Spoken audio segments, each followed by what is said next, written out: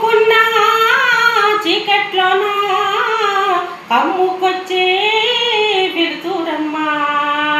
కచ్చగట్టి కత్తి పడితే చిచ్చు రేపే కాళీవమ్మా. నీ కన్ను ఉరిమి చూడగానే కత్తికే ఒడుగు పుట్టిపోయినమ్మా.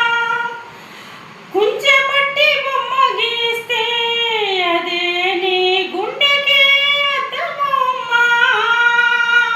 అందరినీ ఆదరించే దయామయి అన్నపూర్ణ నీవమ్మా.